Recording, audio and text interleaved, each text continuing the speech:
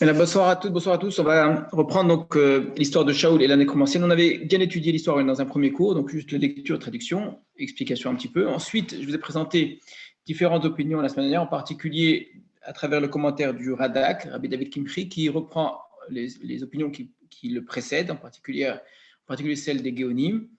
Et donc, on était arrivé à la conclusion suivante, donc je résume rapidement, que d'après le Radak, d'après Rabbi David Kimchi, à l'époque des Géonim, tous les Géonim sont d'accord pour dire que d'une manière générale, donc indépendamment maintenant du livre de Shmuel, d'une manière générale, ce qu'on appelle le Hov, ou les idéonymes, ou toutes ces choses qui ressemblent, c'est-à-dire tout ce qui a trait plus ou moins à la sorcellerie, à la divination, etc., tout cela est entièrement faux, ça n'existe pas.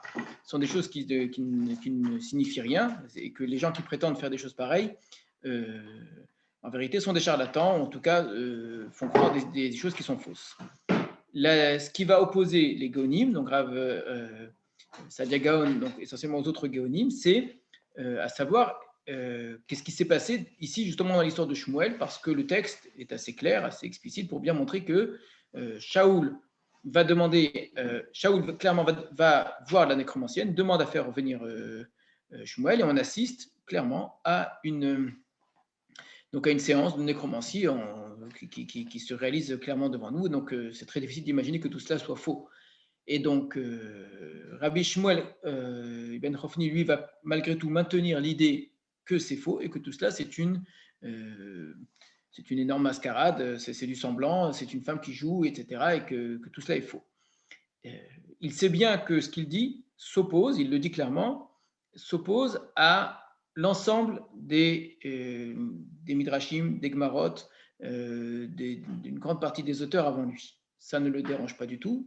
Il sait très bien que ça s'oppose au texte lui-même, ça ne le dérange pas du tout, avec une règle qui est très claire pour lui, il n'a aucun doute là-dessus, je vous rappelle qu'il s'agit d'un Gaon, que toute chose qui s'oppose à la raison, du moment que ça s'oppose à la raison, ça nous oblige à reconsidérer la chose, à la réinterpréter. La raison prime. C'est une idée très forte et très puissante, c'est de dire que je n'ai pas à accepter des choses que mon esprit n'accepte pas.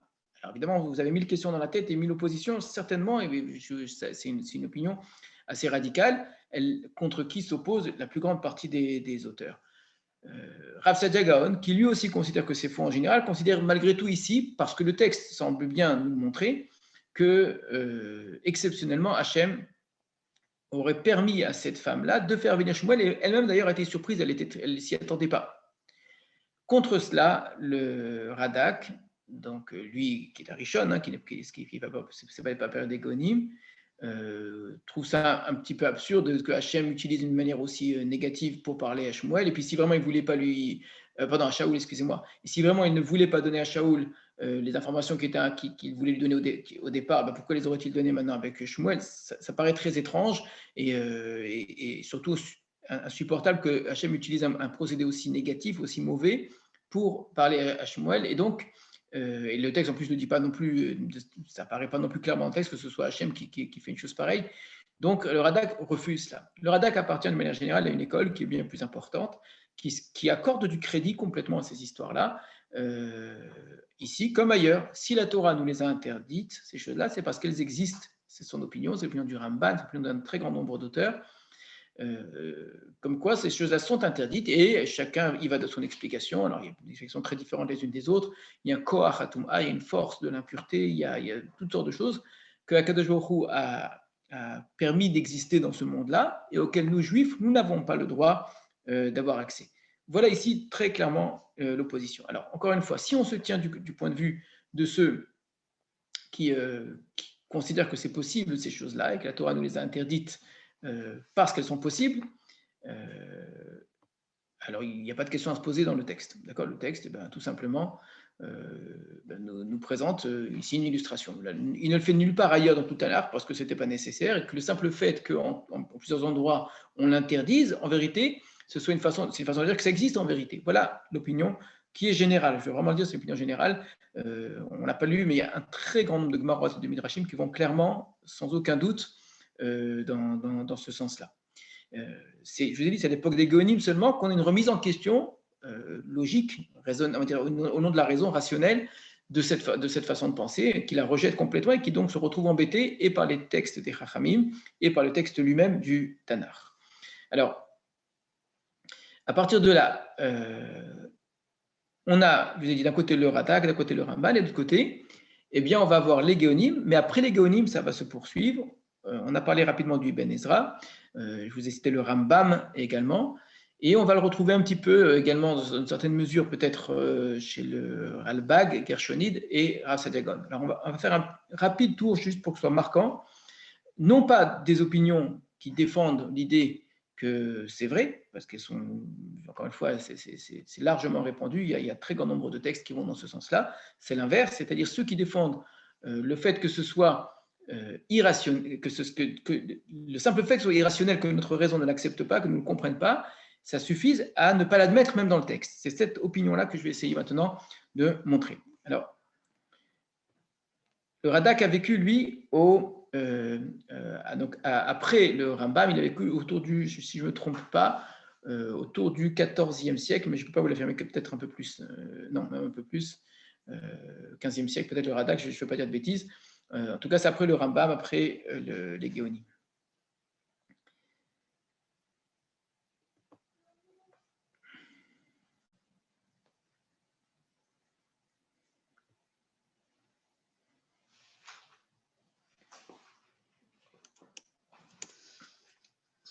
Alors, premier auteur qu'on va voir, c'est le Rashbam, justement pas pour défendre l'opinion rationaliste, comme on va le voir après, hein. C'est le seul ici que je vous présente de l'autre opinion, mais pourquoi je l'ai choisi lui? Parce que généralement le Rashbam est un très grand pashtan, un très grand pashtan, c'est-à-dire qu'il recherche le pshat du texte et ne tient pas compte des midrashim. Donc s'il fait partie, il n'y en a pas beaucoup des commentateurs qui sont pashtanim, comme le Ibn Ezra par exemple, et très souvent, d'ailleurs, les commentaires du Rashbam et ceux du Ibn Ezra se ressemblent, ils arrivent plus ou moins aux mêmes conclusions. Le Rashbam, c'est le petit-fils de Rashi. Donc, très souvent, il s'oppose à son grand-père Rashi parce que, justement, son grand-père utilise beaucoup les midrashim. Et pourtant, justement, d'où l'intérêt de le citer, on associe assez souvent le fait d'être pashtan, de regarder le pshat du texte, de ne pas intégrer des midrashim dans le commentaire, de les rejeter, clairement les midrashim dans le commentaire. Souvent, on considère que les pashtanim sont tous rationalistes obligatoirement et que quand on est pashtan, on a une lecture rationaliste du texte nécessairement. Vous allez voir ici que ce n'est pas le cas. Le Rashbam, il est pashtan en tout point. Il ne parle pas du tout, lui, de l'histoire de Shaoul et la Chrome ancienne, parce qu'il n'a pas écrit de commentaire sur Sefer Shmuel, il a écrit un commentaire sur la Torah. Et dans Sefer Devarim, concernant l'interdiction de toutes les, on a dit de tous ces actes de sorcellerie et de divination. Entre autres, on nous parle également d'un prophète qui ferait un signe et grâce à ce signe produirait un prodige et annoncerait quelque chose de futur. Et la Torah nous dit qu'on n'a pas le droit d'écouter ce faux prophète-là. Mais clairement, ça se produit. On retrouvera la même question. Est-ce que c'est possible qu'un faux prophète, un prophète qui ne prophétise pas au nom de Dieu d'Israël, d'accord, ou qui prophétise au nom du Dieu d'Israël, mais avec quelque chose que Dieu ne lui a pas demandé, donc ça revient au même, ça reste un faux prophète, comment est-ce possible qu'il puisse faire des signes, des miracles ou des prodiges et annoncer l'avenir? Donc c'est un petit peu la même chose. Que dit le Rashbam, un petit-fils de Rashi, vous allez voir,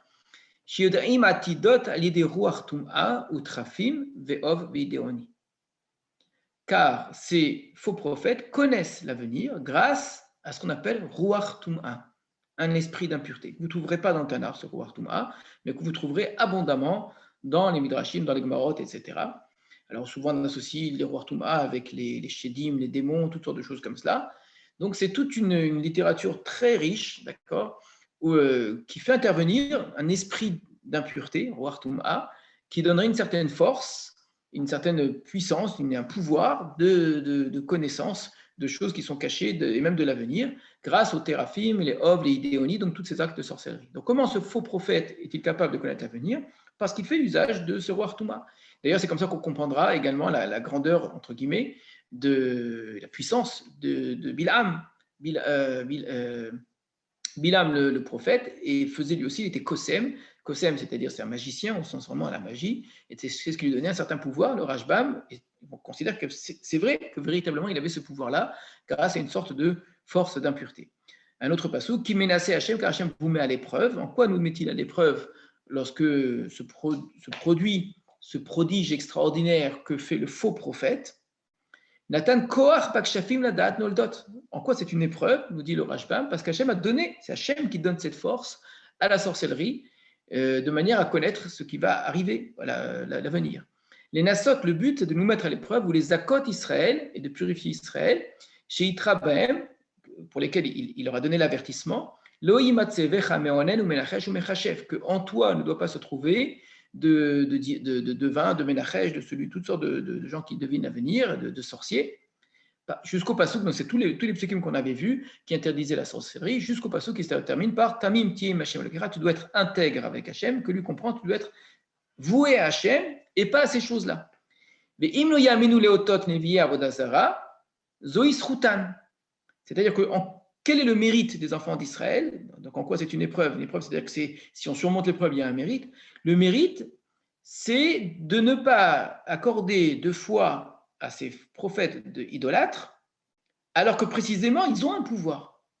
Et que malgré tout, malgré ce pouvoir réel qu'auraient ces gens-là, eh bien, on ne se tourne pas vers eux. Et donc, le fait de s'interdire, le fait de se tourner vers ces gens qui possèdent un véritable pouvoir, qui pourraient nous aider, qui pourraient répondre à nos besoins. Donc, l'exemple de Shaoul avec le nécromancien est exceptionnel à ce titre-là, tout à fait. Voilà Shaoul qui est complètement perdu, il va chez elle et elle trouve la réponse à sa question. Et malgré tout, il n'aurait pas dû le faire. Donc, il n'aurait pas dû faire une chose pareille. Et en faisant une chose pareille, donc Shaoul a transgressé cet interdit qui ne fait que montrer que les choses sont réelles, mais que nous, on n'a pas le droit. Nous, on doit se vouer à Dieu et pour accéder à Dieu, passer par les vrais prophètes. Voilà ici pour un exemple parmi un très grand nombre d'autres qui considèrent qu'il y a de la valeur, il y a une réalité à tous ces actes de sorcellerie, etc. Et j'ai choisi celui-ci parce que c'est peut-être celui auquel on s'attend le moins. Mais alors oui, parce qu'il ne passe pas pour un mystique, hein, généralement, le Rajbam, pas du tout d'ailleurs. Mais simplement, il lit le texte est clair, donc il est pashtan au sens qu'il il lit ce qui est écrit sans essayer ni d'intégrer des midrashim parfois, ni d'avoir une lecture forcée, rationaliste, philosophique, etc., qui n'est pas non plus dans le texte. Voilà. On passe au Ibn Ezra. Ibn Ezra en deux endroits. Là, c'est la lecture opposée. Cette lecture opposée, je vous avais dit, elle apparaît déjà chez les Géonim. Ibn Ezra, donc, lui aussi ne traite pas directement de Shmuel, de l'histoire de Shaoul et de la nécromancienne, parce qu'il n'a pas de commentaire dessus. Merci, on m'a donné les références. Donc, effectivement, le Radak, c'est 12e, 13e siècle.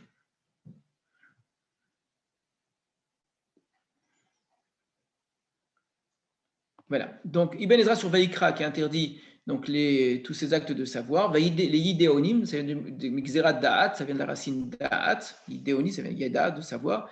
Chez Vakshu le Da'at et Atid, car il cherche à savoir le futur. Pour quelqu'un qui est habitué au langage du Ibn Ezra, qui est très concis, il a déjà tout sous-entendu. Mixerat Da'at, il n'y a pas écrit qu'ils connaissent le futur, mais qu'ils cherchent à connaître le futur. Et avec cela, il essaie de montrer que ne va pas croire le sous-entendu, que dans le mot idéonyme, il faudrait traduire ceux qui connaissent. Donc ceux qui sont véritablement des devins. Le mot d'ailleurs idéonyme, il veut dire ça. Il dit non, et ceux qui pensent, ceux qui veulent, ceux qui désirent connaître. Regardez comment, alors là, on est dans, si vous êtes un peu surpris du langage, sachez que c'est la façon tout à fait habituelle de parler du Ibn Ezra, et ensuite, après lui, le Rambam. Donc c'est très, très clair. Vereke moach. Et ceux qui ont le cerveau vide, donc les écervelés en français, Amrou, on dit. Loulé chez Ha'ov Emet, si ça n'était pas vrai, ces actes de nécromancie, etc., Gamken Der Hakishouf, et de même la sorcellerie, le Asra Makatoub, la Torah ne les aurait pas interdits. Si c'était une chose qui était fausse, qu'est-ce que la Torah se fiche qu'on allait faire des choses fausses, d'accord? Quelqu'un qui croit en tout et n'importe quoi, des sortes de bêtises, la Torah ne dit pas, vous n'avez pas le droit d'aller croire que, je ne sais pas, 2 plus 2 égale 6. Il n'y a pas d'interdit d'être stupide, d'accord? Donc, c'est un argument pour ceux qui vont dire que c'est nécessairement vrai, puisque la Torah accorde tellement d'interdits là-dedans, tellement d'importance, hein, c'est que c'est certainement vrai, mais qu'on n'y a pas le droit. Vani Omer, mais moi je dis Hefer d'Ivrem, le contraire de leur parole. Donc de ces écervelés-là. Qui l'oye essor akatou va émettre rakasheker. Car au contraire, la Torah n'interdit jamais la vérité, elle n'interdit que le mensonge. C'est que si c'était vrai, la Torah ne nous l'aurait pas interdit. S'il y avait une vérité là-dedans, s'il y avait des moyens, des formules, des moyens physiques, je ne sais quoi, pour connaître l'avenir, il n'y a pas de raison que la Torah nous l'interdise si c'était des moyens réels qui appartiennent au monde. On ne va pas maintenant montrer la profonde opposition, qui n'est plus cette fois-ci une position rationaliste ou pas rationaliste, mais une position presque morale, éthique entre les deux écoles, qui n'a rien à voir maintenant avec l'idée mystique ou pas. Croire qu'il existe une puissance du mal, et donc une puissance du mensonge, et qui aurait une réalité, c'est que le mensonge aurait une réalité, est quelque chose qui est insupportable pour les Ibn Ezra. Dieu est du côté de la vérité est du côté de Dieu, point. Une vérité, une réalité, une puissance, un pouvoir quelconque qui aurait une sorte d'existence hors de Dieu, rejeté par Dieu, même que Dieu aurait autorisé, et quelque chose qui n'est pas acceptable par les Ibn Ezra. Ve'aed est la preuve. Ha'elilim va pessilim, les faux dieux et les idoles. Dieu les a interdites, donc on n'avait pas imaginé que c'est des choses vraies, et c'est pour ça que Dieu nous les a interdits. C'est des choses qui sont fausses, qui sont vaines, c'est du vide. La Torah nous interdit de croire dans des vanités. Et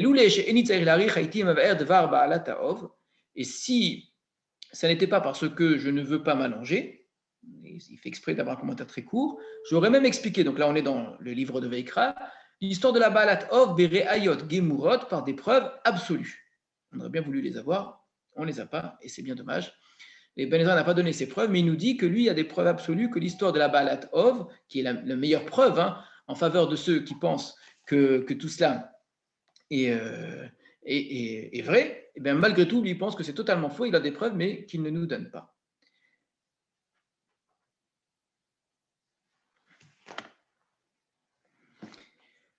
Le même Ibn Ezra, dans Sefer Devarim, concernant ceux qui sont Doresh et Lametim, ceux qui interrogent les morts, que le Chim el Bet Akvarot, sur ceux qui vont par exemple dans les cimetières, même le Chim a Etsem Adam, donc il va raconter comment est-ce qu'ils font, ils prennent un os, ils vont le faire parler, etc. Ils vont voir toutes sortes d'images. Ir Elo Dmut Tsurot. Ils voient des images comme ça. Mais comment est-ce qu'ils présentent ça? Ba'avur Marshavto Veshig Ono, à cause de sa pensée, de sa folie. C'est parce que l'homme est dérangé qu'il s'imagine des choses pareilles. Toutes ces choses-là sont des abominations d'Hachem qui a émet Yov Leva Adam Tamim Iboro, car le cœur de l'homme doit être intègre avec son créateur. Ce mot intègre, c'est le passage qui vient clore l'ensemble de ces interdits. Tamim Tihim Hashem Elokecha. Le Rashbam, lui aussi, a utilisé ce passage-là. Mais ça voulait dire quoi pour le Rashbam? Tamim, c'est-à-dire que tu dois être entièrement à Dieu et pas à ces gens-là qui ont un véritable pouvoir. Mais toi, tu dois être à Dieu. Ici, Tamim intègre, tu dois être intègre dans le sens que rien d'autre ne doit exister. Le reste n'existe pas. Il ne faut pas l'imaginer que ces choses-là existent. Donc, le même passage, évidemment, a une interprétation complètement différente. Et quand un homme se repose sur sa sagesse pour chercher la vérité, pardon,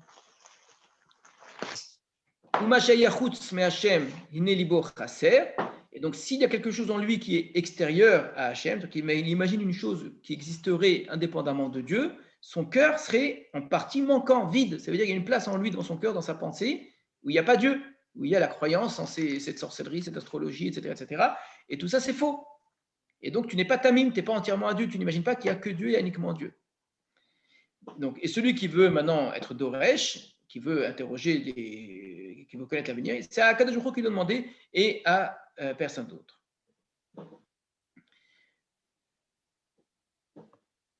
On va regarder maintenant le Rambam, qui lui n'est pas du tout un commentaire, qui pour lui va donner la halacha. Comment est-ce qu'il interprète la halacha? Donc, il traite de cela en plusieurs endroits. Ici, c'est dans les Chot Avodah Zarah, il y a plusieurs chapitres. Dans les lois de la Avodah Zarah, c'est intéressant que ça fait partie des lois de la Avodah Zarah. Donc, il nous dit la chose suivante. Donc, il Chot Avodah Zarah, Perek Vav, le 6e Perek, les premières halachot. Haose Ov Oideoni Birtsono, celui qui fait appel à ses actes de divination par sa propre volonté, c'est-à-dire volontairement, Bezadon, Chayav Karet. Donc, il est Chayav Karet, c'est-à-dire qu'il est, c'est très grave, il est condamné au retranchement. C'est une des plus graves sanctions de la Torah. Dima Yusham Aidim, Veatra, et s'il y avait des témoins, il est même miskal, il mérite à un moment la lapidation.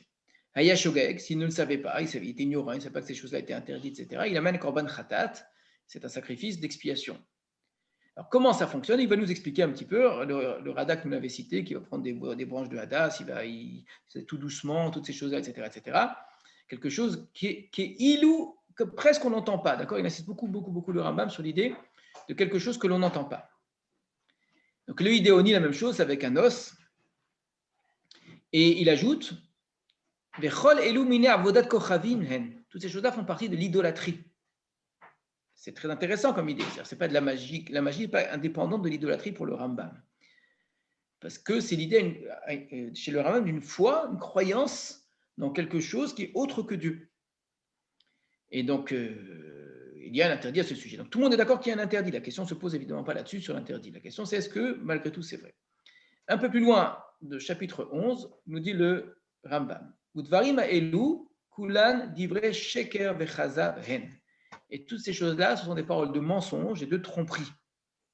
Donc, on retrouve ici vraiment quasiment le langage du Ibn Ezra. Vehem shehitou bahen avdei kochavim akadbonim negoya aratzot. Et les idolâtres, je veux dire que l'idolâtrie est très fort, c'est eux qui ont trompé les gens.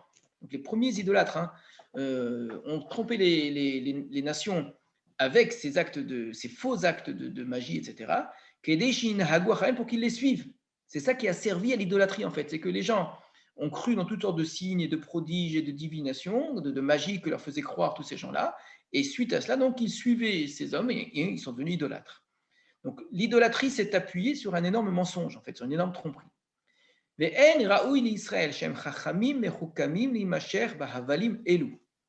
il ne convient pas à Israël, qui sont sages, Hachem veut que le peuple d'Israël soit raisonnable, mais Chokamim, donc très intelligent, de suivre ces vanités-là. Velola alot alev, pas même d'imaginer qu'il y a un seul intérêt à ces choses-là. Chez Neymar, comme c'est écrit, Kilo nachash be Yaakov, velo kesem be Israël. Il n'y a pas de divination en Yaakov, il n'y a pas de magie en Israël. Dans le même passouk sera interprété complètement différemment, c'est certainement pas une preuve pour le Rambam. Quand on dit Lo nachash be Yaakov, velo kesem be Israël, c'est Bilham qui parle. D'après le Rashbam, d'après les Ibn Ezra, d'après tous les autres, ça voudra dire simplement que dans le peuple d'Israël, on ne fait pas ces choses-là, on ne s'autorise pas ces choses-là, bien qu'elles existent, bien qu'elles aient de la réalité. Pour le Rambam, ça veut dire Israël ne s'avilit pas, ne se rabaisse pas, ne devient pas stupide au point de croire dans ces choses-là. Vénémar, de même, il est écrit qu'Agoïm, Ele, Ashirata Yoreshotam, Elmonim, El Kosmim, Ishmaou.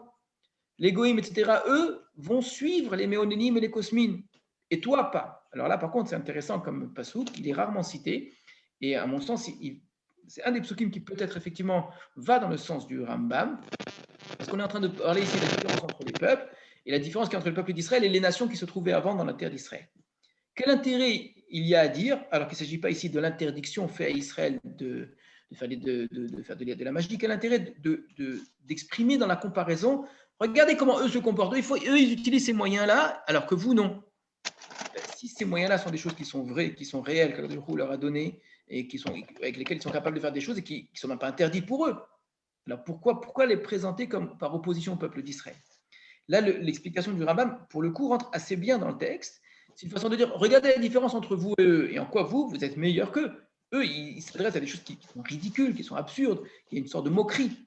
Alors que vous, par contre, vous avez Akadosh Baruch Hu, vous ne croyez pas dans des choses qui sont vaines. Mais malgré tout, le pasuk, encore une fois, n'est pas suffisamment explicite. Donc, Kol Amin Medvarim Elu, celui qui croit en ces choses-là, ou toutes les choses qui sont du même type, ou Mechachev Belibo Shenemet, qui pense qu'elles sont vraies, ou Dvar Chochma, ou qu'il y a de la sagesse là-dedans, Avala Torah Asaratan, mais simplement que la Torah les a interdites. Donc, quand il dit ça, clairement, il vise tous les auteurs dont on a parlé. Alors, le Ramban n'existe pas encore à son époque, mais le Ramban, c'est toute une école. Et semble-t-il, également, c'est l'opinion, si on prend la lettre les Midrashim, de tous les Midrashim, hein, et les Chachamim de la Gemara. Tous ceux qui disent que c'est vrai, mais c'est interdit seulement, et Nanalamin la Sechalim font partie des gens stupides, des abrutis. Oui, le mot est très fort. Mechus Sariadat, qui manque de sagesse. Et excusez-moi maintenant, Obichlal Anashim, et il fait partie des femmes. À son époque, les femmes étaient souvent pas très intelligentes. Aujourd'hui, je pense que le Rambam ne se serait pas permis d'écrire une chose pareille. Veaktanim et des enfants, chez Endatan Shlema, qui n'ont pas l'esprit suffisamment entier, qui ne sont pas suffisamment clairs. Aval, Baale Achochma, ceux qui sont sages, ou Tmimé Adat, et je pense qu'il fait exprès d'utiliser le mot Tamim, et qui ont une connaissance qui est intègre, donc une connaissance qui n'est pas déficiente. C'est-à-dire que quelqu'un aurait un corps physique déficient, ben quelqu'un peut avoir un esprit déficient, un esprit, et à cause de ça, il croit des choses qui sont fausses. Quelqu'un qui a un esprit intègre, on pourrait dire qu'il est saint d'esprit, tous ces gens-là sauront par des preuves claires, chez Kol et Louadvarim, que toutes ces choses-là, chez Asra Torah, que la Torah est interdite, Enam Divrei Chochma, ce ne sont pas des choses de sagesse, et la Tohu Vehevel, c'est des choses vaines, chez Nimshuchubain Chesre Hadaat, auquel croient ceux qui manquent de connaissances, Venatchou kol darkei emet biglalan, et qui ont quitté la vérité à cause de cela.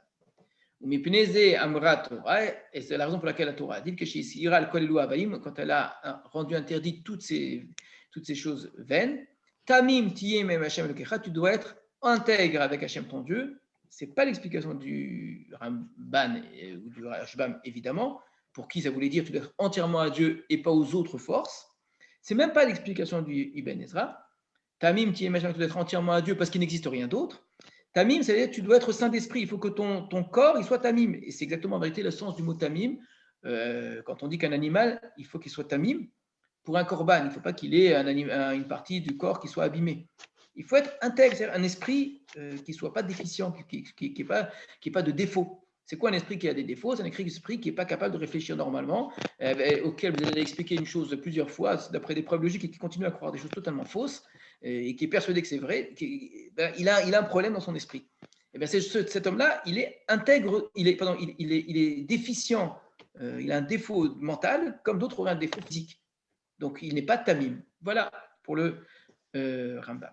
Alors, on va s'arrêter là pour les sources. Il y en a un très grand nombre d'autres. Je vous ai juste cité également, rappelez-vous, le Ralbag qui me paraît extrêmement intéressant. On le verra plus tard dans les mots. Pour qui, c'est une explication qui m'intéresse énormément, lui considère, parce qu'il s'intéresse malgré tout au fait que ça rentre dans le texte. Parce que jusqu'à présent, on nous dit c'est faux, mais comment ça rentre dans le texte? C'est que pour lui, le texte auquel on assiste est un texte dans lequel on est dans une forme de suggestion, d'une part, c'est-à-dire que cette femme-là croit peut-être véritablement dans ce qu'elle fait, Shaoul y croit aussi, et par une force, mais qui est une force d'ordre psychologique, pas du tout mystique ou quoi que ce soit, elle arrive à se faire croire à elle-même, peut-être véritablement, très sincèrement, que Shmuel est revenu. Il va même plus loin, le Ralbag, il ajoute quelque chose que je ne vous avais pas dit la semaine dernière, c'est que ce qui se produit dans l'esprit de Shaoul à ce moment-là, c'est extrêmement intéressant ce qu'il dit, il est très audacieux comme très souvent le Ralbag. Il dit ce que ressent Shaoul à ce moment-là, c'est quelque chose qui se rapproche de la névoie. Et le texte, depuis le début du Sefer Shmuel, nous avait dit Agam Shaoul Banevim. Rappelez-vous, plusieurs fois, on avait des histoires qui ressemblent à ça, et avec ça, il fait un lien avec toutes ces histoires jusqu'à la Balatov. C'est extrêmement intéressant et ça me paraît très judicieux de voir tous ces endroits où on nous a montré une forme d'esprit de névoie chez Shaoul, et ensuite un esprit de folie chez Shaoul, mais qui est comme si c'était le même esprit, quelque chose qui permet à Shaoul une certaine forme d'intuition très forte, qui se rapproche de la prophétie. Alors, cette intuition très forte qui se rapproche de la prophétie, parfois, il l'obtient parce qu'Hachem le lui accorde et ça se passe très bien. Rappelez-vous, on avait déjà dit que c'était plutôt par contamination, parce qu'autour de lui, il y avait des gens qui jouaient de la musique, des choses comme ça. Ce n'est pas quelque chose qui était initié par lui-même ou par Hachem directement. Il avait besoin d'une sorte d'une certaine disposition due à un environnement. Et bien, dans une certaine mesure, et en ce sens, c'est très audacieux de la part de Ralbag de dire cela, ce que fait la Baalat Ov, c'est créer chez lui ces dispositions-là, de manière à ce qu'il ait le sentiment qu'effectivement Shmuel lui parle et lui annonce vraiment l'avenir, ce qui est une forme de névoie. Mais c'est d'une modernité incroyable, hein, ce que nous dit le Ralbag, on est dans un état de la conscience qui est détaché du conscient, qui est une forme, aujourd'hui on dirait peut-être d'inconscient, un état second qui est peut-être une forme d'hypnose, où l'homme est capable de sortir de lui-même et d'entendre et d'imaginer les choses comme si c'était des réalités.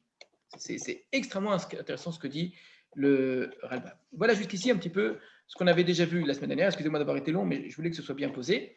On va revenir maintenant au texte lui-même et je vais vous proposer une autre lecture encore.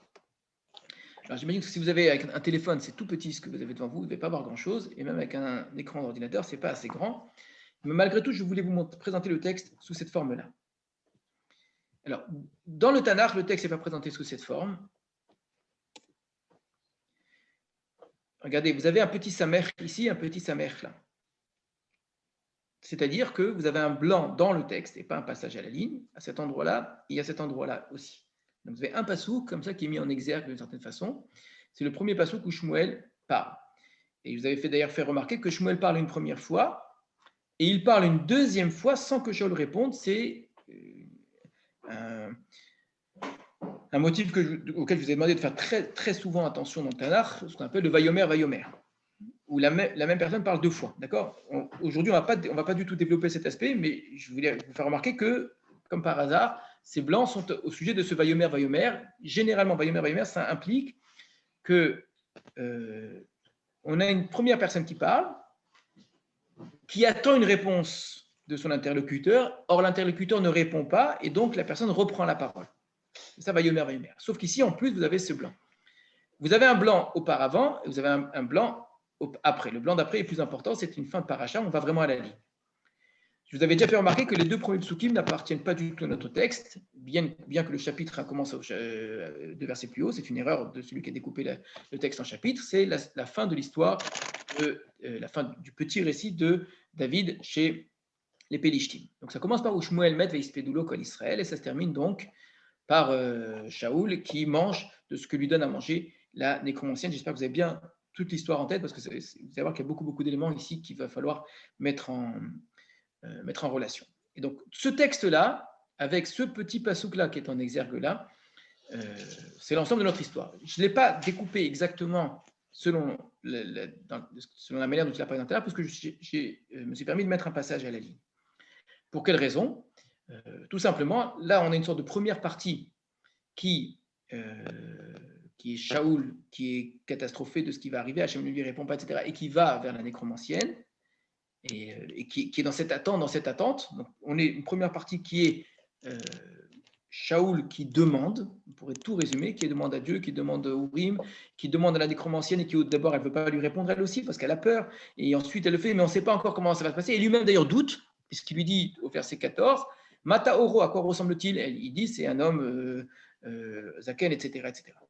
Et là il se prosterne, et au moment où il se prosterne, donc Vayeda Shaoul ki Shmuel hu, et Shaoul a su que c'était Shmuel, et vous remarquerez que Shaoul sait que c'est Shmuel, on nous précise dans le texte, avant de nous faire parler Shmuel. Et ça, c'est un premier élément ici que je vous demande de retenir. On ne nous dit pas, Vayomer Shmuel, et Shmuel a dit. Si c'est Shmuel, Shmuel n'a qu'à parler, et puis c'est tout. Quand on nous dit Vayeda Shaoul ki Shmuel hu, c'est extrêmement intéressant cette remarque-là, comme s'il fallait, ça me paraît évident dans le texte, j'ai du mal pour le coup à comprendre autrement, comme s'il fallait que Shaoul soit conscient que ce soit Shmuel pour que Shmuel puisse parler.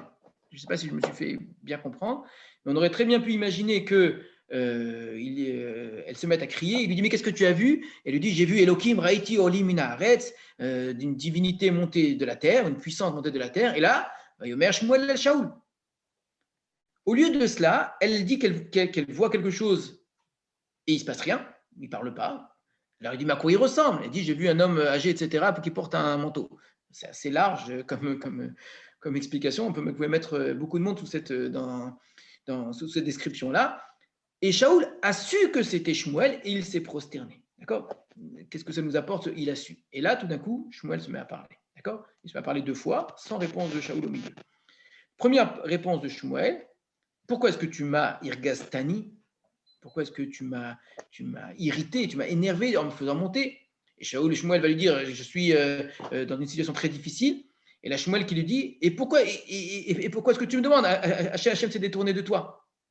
Il a déchiré les vêtements de ta royauté, il a donné à David, des choses que nous avons mot pour mot entendues, effectivement. Hachem qui va donner les ra'acha à ton prochain qui est meilleur que toi. De la même manière que tu n'as pas écouté la voix d'Hachem et tu n'as pas accompli ce qu'il t'avait demandé de faire contre Amalek au sujet de cette chose-là, eh bien, il te met aujourd'hui dans la situation terrible que tu connais. Et donc, Hachem va te donner dans la main des Pélishtim. Et je vous ai fait cette remarque-là, Shmuel qui se contredit. Shmuel lui dit d'abord, si Hachem ne te dit rien, alors pourquoi est-ce que moi je vais te dire ? Mais finalement, il lui dit quand même. Donc, je ne vais pas te dire, finalement, il lui dit quand même.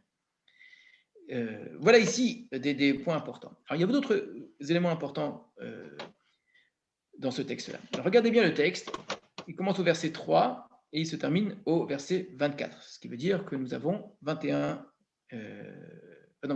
versets.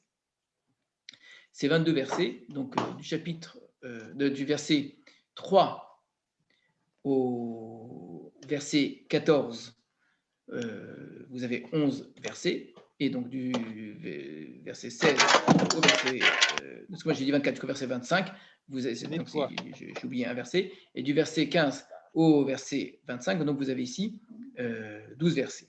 Ce qui fait que le verset du milieu, attendez, je me suis peut-être trompé d'un verset, on recommence, hein, j'étais un peu rapide, et donc il faut se méfier des calculs trop rapides. On recommence, on a en tout 25 versets, voilà, dans tout le chapitre, moins les 2 premiers, donc on a 23 versets en tout, voilà, 23 versets dans ce chapitre-là. Du verset 3 au verset 14, il y a bien 12 versets, non, je ne me trompe pas. Voilà. Et ensuite, du verset 15 au verset 25, vous avez 11 versets. C'est cela? 15, 25, 11 versets. Ce qui fait que le verset du milieu, c'est ce verset-là. Vayomer la mata oro. Il lui a dit quelle est son apparence. Elle lui dit c'est un homme. Il est porteur il est vêtu d'un vêtement. Yeda Shaoul ki Shmuel hu. Et Shaoul a su que c'était Shmuel. Vayikod apay martsa veishtachu. Il s'est prosterné à terre. Et c'est cet endroit, c'est la raison pour laquelle je suis allé à la ligne. Donc ce verset-là, c'est le verset du milieu où Shaoul obtient ce qu'il attend depuis le début. Il commence à saisir que voilà, je veux quelque chose et je commence à l'avoir. Donc clairement, vous avez une première partie où Shaoul demande. Il est dans cette attente. Le verset 14, où Shaoul comprend qu'enfin il obtient quelque chose, et vous avez, à partir du verset 15, la réponse à sa demande. Et vous pouvez chez la Balatov en passant par Shmuel. Dans la première partie, on peut clairement distinguer la partie où Shaoul ne fait pas appel à la Balatov, et le moment où il fait appel à la Balatov, et quand il ne fait pas appel à la Balatov, il n'obtient rien. Quand il fait appel à elle, elle arrive à lui obtenir ce qu'il veut. Et la même chose, d'une certaine mesure, dans la deuxième partie, vous avez également deux parties, où là on est entièrement chez la Balatov, mais au début c'est Shmuel qui parle, et après c'est la Balatov qui joue un rôle très important. L'histoire aurait pu s'arrêter avec Shmuel qui finit de parler, or ici, l'histoire est clairement composée de deux parties. Vous avez Shmuel qui parle, et ensuite la Balatov qui voit Shaoul qui est par terre, qui est perdu, etc., et qui va l'aider énormément. Donc vous avez la Balatov qui, à fur et à mesure de l'histoire, au lieu de s'effacer, prend un rôle de plus en plus important. Au début, elle n'existe pas, puisque Shaoul ne pense pas du tout faire appel à elle, hein. Il fait appel au prophète, etc., et ça ne marche pas. Ensuite, on la voit venir, mais elle se cache, elle ne veut pas clairement dire qu'elle est Balatov. Ensuite, elle apparaît vraiment comme Balatov. Elle réussit quelque chose, et puis à la fin de l'histoire, c'est elle le personnage principal, puisqu'on nous raconte toute une histoire qui semble très importante pour le texte, où elle court, où elle aide, où elle prépare à manger, où elle donne de la viande, etc., où elle lui sauve la vie, clairement, et avec des mots extraordinairement gentils. J'ai mis ma vie en danger, alors écoute-moi, occupe-toi de toi, elle le sauve. Donc on est clairement dans un texte où la Balatov prend de plus en plus de place dans le texte, et au niveau de la connaissance, c'est-à-dire de la recherche de Shaoul de connaissance, c'est elle qui possède cette connaissance, et au niveau moral, on dit une certaine forme de sympathie, de l'action, c'est une femme qui est gentille, qui est extraordinairement gentille, et même en termes d'identité, qui représente clairement une femme d'Israël.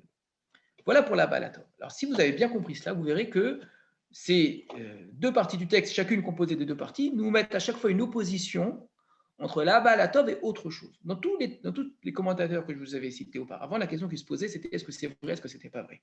C'est-à-dire uniquement en termes intellectuels. Ici, vous allez voir que c'est beaucoup plus riche que cela. On a une vraie opposition qui n'est pas qu'une opposition intellectuelle, est-ce que c'est vrai ou est-ce que ce n'est pas vrai? C'est où est-ce que je suis bien ou est-ce que je ne suis pas bien? Qui fait attention à moi, qui ne fait pas attention à moi? Ce qui est scandaleux dans ce texte-là, par rapport à tout le Tanakh, on l'avait dit, c'est que ça marche. Et on est nous-mêmes très étonnés par cela. D'accord, c'est un scandale. Comment se fait-il que ça marche?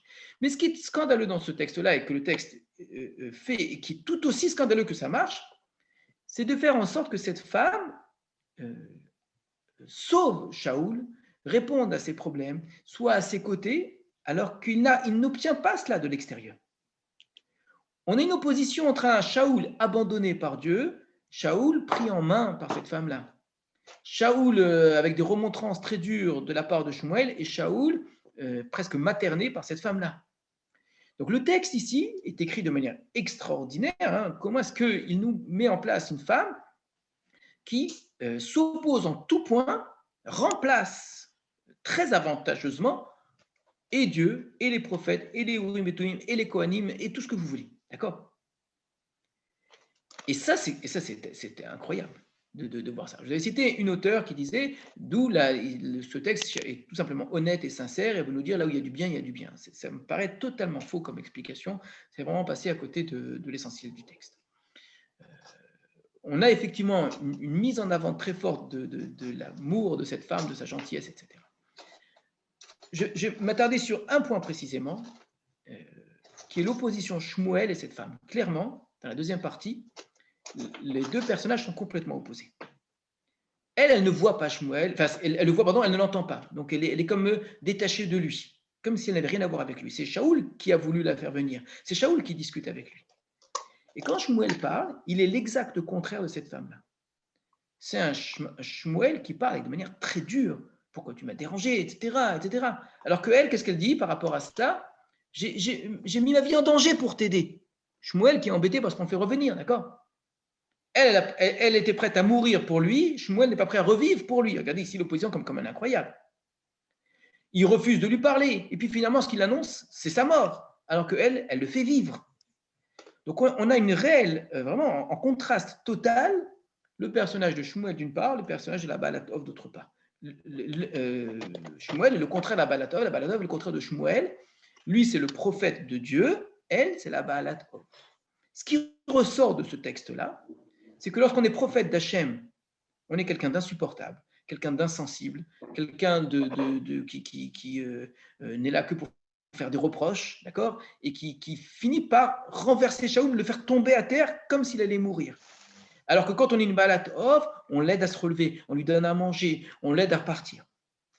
Donc on a véritablement, je dis, l'un qui quasiment met à mort Shaoul pour au contraire l'autre le faire revivre. C'est ici une opposition incroyable. Alors maintenant, on va se poser une question toute simple. Est-ce que le Shmuel que nous avons dans notre texte ressemble au Shmuel que nous connaissons? À part le fait qu'il serait éventuellement habillé d'un Me'il, le seul point, d'accord? Il est habillé d'un Me'il, d'accord? Un Me'il, c'est pas non plus, surtout que nous on ne le voit pas, il n'y a que la Balatov qui le voit comme ça. Même Shaoul ne le voit pas. Quand je dis est-ce que c'est le Shmuel que nous connaissons, c'est-à-dire, à travers ce qui est écrit, est-ce qu'on reconnaît Shmuel? Alors Shaoul, il l'entend parler. Il entend des mots que Shmuel a vraiment prononcés, de manière très précise. Donc effectivement, ça ressemble beaucoup à Shmuel. Mais en même temps, nous qui nous connaissons Shmuel, on sait combien Shmuel a pris à mal, a souffert de voir Shaoul perdre la royauté. Combien, au contraire, il a pleuré devant Dieu quasiment à cause de cela. J'avais suffisamment insisté chaque fois que c'était le cas, à la différence de la relation avec David, qui est une relation très froide. Shmuel a une relation très paternelle, très chaleureuse envers Shaoul. Il ne veut pas aller annoncer à Shaoul ce qui s'est passé. Alors, il est obligé de prendre parfois un aspect difficile et dur et un petit peu sévère, parce qu'il annonce ce qu'Hachem lui demande d'annoncer, mais il le fait à contre-cœur. Ça ne lui ressemble pas. La Maïr Gastani, la Lototi, pourquoi est-ce que tu m'as irrité, etc. Le pauvre homme, c'est un homme qui souffre. C'est la seule chose que tu trouves à lui dire. Et au contraire, je te comprends, mais sache que, etc. etc. Donc, on est surpris de voir un Shmuel qui, après la mort, a les défauts d'un homme normal de son vivant. Et donc, on arrive à une sorte d'absurdité d'un Shmuel vivant avec un caractère extraordinaire, un homme bon, un homme proche des gens, un homme qui est prêt à aller vers l'autre, etc., etc., mais dont son âme après la mort devient un homme irascible, un vieil homme insupportable, etc., comme on connaît malheureusement certaines personnes qui ont effectivement des défauts de ce type-là, qui avec l'âge deviennent des gens mauvais. Mais c'est absurde de dire ça, c'est ridicule. Après la mort, si c'était possible qu'après la mort, un homme parle, d'accord, si son âme pouvait revenir, il serait non seulement au niveau de quelque chose d'abstrait, ce ne serait pas quelque chose de physique, mais au niveau de, je sais pas moi, de sa façon de parler, de sa pensée, ce serait quelque chose qui non seulement connaît l'avenir, ce qui est le cas ici, mais qui serait d'une pureté, d'une clarté, d'une intelligence, d'une bonté extraordinaire. C'est trop grossier. Il y a quelque chose ici d'absurde d'imaginer que vraiment Shmuel ressemble à ça. Ça, c'est un premier point. Autre point, on va reprendre depuis le début. Par quoi commence notre texte? Où Shmuel met Vaispedulo kol Israël, Bekberu, Varama ou Veiro. Quelque chose qu'on avait déjà dit plus haut, c'est pas du tout à cet endroit-là. Et Shmuel était mort, rappelez-vous l'inversion du sujet, c'est pas Vayamot Shmuel. Et tout Israël lui avait fait le deuil, et il avait enterré dans Arama et dans sa ville. Pourquoi est-ce qu'on reprend cela? Alors, je vous avais dit, de la même manière pour la suite du verset, Ve Shaoul et Sirovot et Idonim et Aret, et Shaoul avait enlevé les Ovot et Idonim du pays. On nous pose au début du texte les éléments qui vont nous servir dans le texte. Il faut que nous sachions que Shmuel soit mort pour comprendre l'histoire. Il faut que nous sachions que Shaoul avait enlevé les Ovot pour comprendre l'histoire, bien sûr. Sauf que c'est quand même assez énorme. Commencer par dire Shmuel était mort et tout Israël l'avait fait le deuil, il l'avait enterré, etc., alors que c'était il n'y a pas tellement longtemps, et que tout le texte a parlé de faire revenir de la vie, de la mort Shaoul, est-ce qu'on a vraiment besoin, nous, lecteurs, de nous rappeler cela? Et si j'avais commencé par dire Shaoul et Siravot et les Pélishtim sont venus, et Hachem ne lui a pas répondu, il a fait revenir Shmuel, est-ce qu'une seule personne d'entre nous aurait dit ah bon, mais pourquoi Shmuel il est mort? C'est une évidence, c'est écrit clairement, on nous l'a déjà raconté. Comme si le texte voulait en avertissement nous dire où Shmuel bête, Shmuel est mort, il est bien mort et même mort et enterré. Donc n'allez pas croire ce qui est écrit. Alors, évidemment, cette lecture est une prise de position, ça ne pose aucun problème en vérité ce verset si on croit dans les Ovot et les Déonim. Je suis à la recherche ici d'indices qui nous permettent de dire que le texte écrit une chose, mais en vérité on suppose une autre. C'est très particulier comme écriture. Il y a une sorte de double lecture voulue du texte.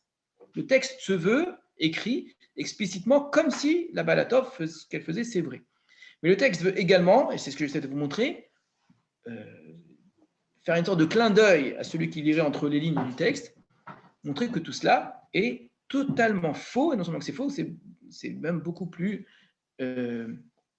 vicieux que cela. Ce n'est pas une question de mensonge uniquement. Donc, premier indice, on nous précise qu'il est mort pour nous dire, donc s'il est mort, il est mort. Quelqu'un qui est mort, il ne revient pas. On n'a jamais vu nulle part dans le Tanakh que quelqu'un revienne après la mort. D'accord? C'est quelque chose qui est impossible. Deuxième chose, donc, Hachem qui refuse de lui parler. Alors, deuxième chose, si Hachem refuse de lui parler, l'indice, il est très fort. Shmuel, d'une certaine façon, le dit lui-même. Pourquoi est-ce que tu m'interroges? Si Hachem ne t'a pas répondu, je ne vais pas te répondre. Et donc, c'est tellement vrai, c'est tellement vrai qu'effectivement, alors comment ça se fait que finalement il lui dit? Comme pour nous dire que tout cela, évidemment, il ne faut pas le comprendre au sens premier. Troisième chose, cette petite scène qui nous décrit l'arrivée de Shaoul avec ses hommes, il n'est pas seul, chez la Baalatov. Donc la scène est la suivante, nous sommes la veille d'une terrible guerre, et on nous a dit que, on nous l'a dit clairement, Shaoul a très peur, méode, hein. Donc, on ne parle pas d'une petite bataille, quelque chose qui fait extrêmement peur à Shaoul. Et dans cette inquiétude terrible, il se rend chez la Baalatov. Et là, à quoi on assiste? Si on est, je pense, honnête avec le texte, à quelque chose qui devrait nous surprendre. Une scène qui devrait nous paraître quand même bizarre, assez étrange. Cette femme-là qui dit mais pourquoi tu viens me demander? En fait, tu te caches dans le sens que tu viens pour me mettre un piège parce que Shaoul, en vérité, recherche les Baalatov. Donc, en fait, tu es une sorte de policier de Shaoul qui vient rechercher les Baalatov.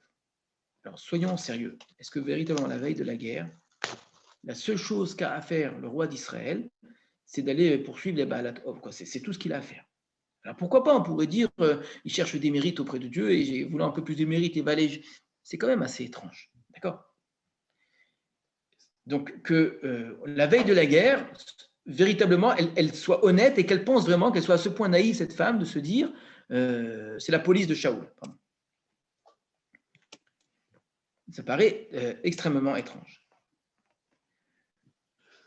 Autre chose, il ne vient pas seul. Ce n'est pas un homme qui vient seul, qui vient interroger une nécromancière, je ne sais pas moi, pour avoir une réussite, avoir le mazal ou je ne sais quoi. Il arrive accompagné de 2 personnes. Quelqu'un qui vient accompagné de 2 personnes, on sait dans Tanakh, c'est quelqu'un de très important. Donc, accompagné de 2 personnes, très important, la veille d'une guerre, d'accord? Et elle ne sait évidemment pas que c'est Shaoul. C'est ce qu'elle lui fait croire, parce qu'après elle va dire mais pourquoi ne m'as-tu pas dit que tu étais Shaoul, lama rimitani? Pourquoi m'as-tu trompé? Donc, je vous avais dit, ce texte-là nous montre une femme qui est trompée, une femme qui met sa vie en danger, une femme qui sauve un autre homme, d'accord, qui est tellement bonne avec lui, qui le materne, etc. Et ça commence par le sentiment d'avoir été trompé. On est pris de pitié pour elle, hein, évidemment. Alors que, véritablement, voir arriver la veille de la guerre un homme accompagné de 2 autres, c'est quand même assez étrange de ne pas aller comprendre qu'il s'agit d'un homme important, un général, etc. Mais mieux que cela, le texte nous dit la chose suivante, que Shaoul est tombé juste après que Shmuel est parlé. Pasukav, Vaïmaher, Shaoul s'est empressé. Vaïpol, Melo, Komato, Arza, et il est tombé du haut de sa hauteur à terre. Ça veut dire quoi, Melo, Komato? Ça veut dire quoi qu'il est tombé du haut de sa hauteur? Qu'est-ce que ça nous ajoute au texte? Qu'est-ce que ça nous apprend, tout simplement? Il est tombé, on tombe d'où alors, si ce n'est pas du haut de sa hauteur? Enfin, c'est une expression inutile. Sauf que nous savons, depuis le début de l'histoire de Shaoul, le texte l'a suffisamment dit, qu'il était le plus grand de taille de tout Israël en dépassant tout le monde d'une tête. Donc, la personne la plus grande après lui, donc vraiment la plus grande, lui arrivait à l'épaule. Donc, les personnes moyennes lui arrivaient au coude, je ne sais pas. Donc, c'était un géant, Shaoul, un géant, j'insiste sur le terme géant. Donc, elle voit arriver un homme qui est géant, déguisé, d'accord? Il n'est pas comme Shaoul, accompagné de 2 hommes la veille de la guerre, et elle n'a pas compris que c'était Shaoul. Et le texte fait exprès, il me l'a caché jusqu'à présent, il a joué le jeu, le texte lui-même, le texte a caché Shaoul comme Shaoul s'est caché, il disait, le texte a déguisé Shaoul, effectivement, pour nous découvrir lui-même en disant, ici comme un petit indice, c'est une façon de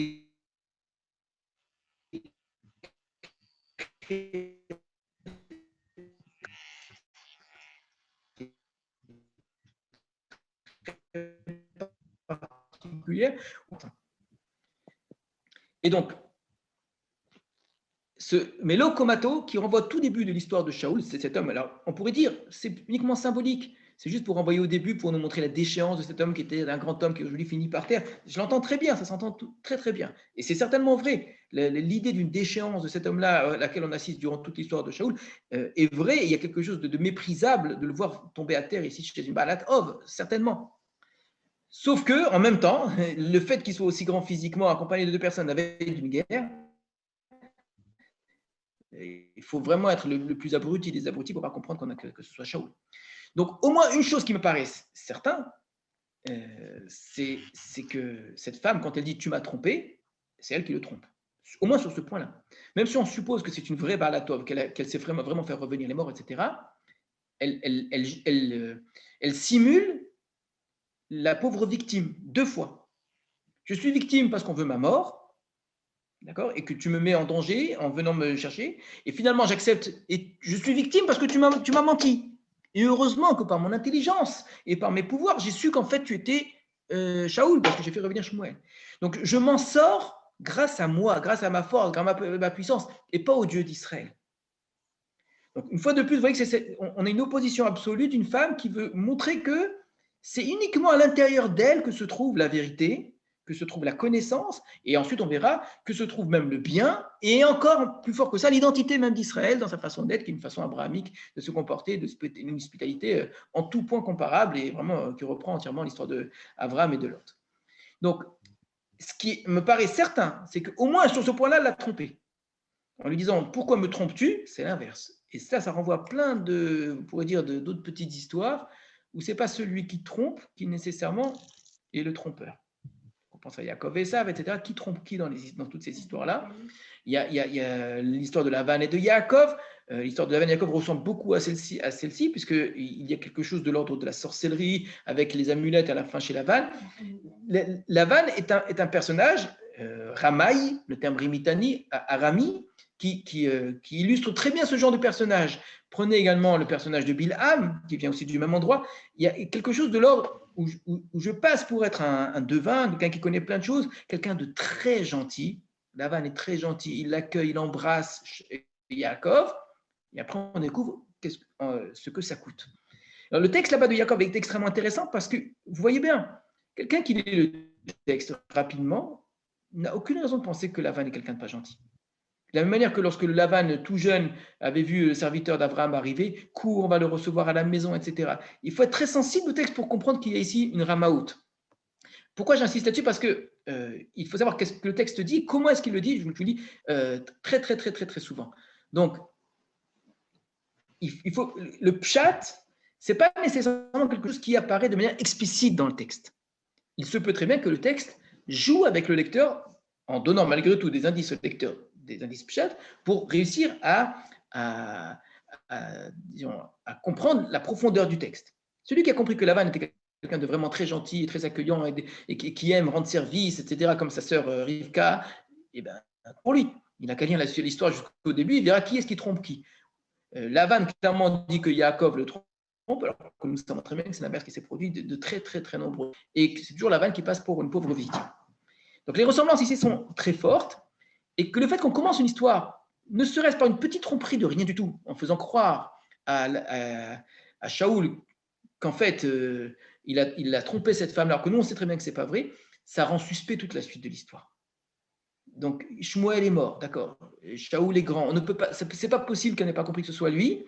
Ça rend déjà suspect la suite de l'histoire. De fait, elle fait quand même quelque chose d'assez extraordinaire. Elle fait quelque chose qui est assez incroyable, parce qu'elle arrive à faire, de faire apparaître, elle se met à crier, etc. Et il y a la fameuse parole de Shmuel.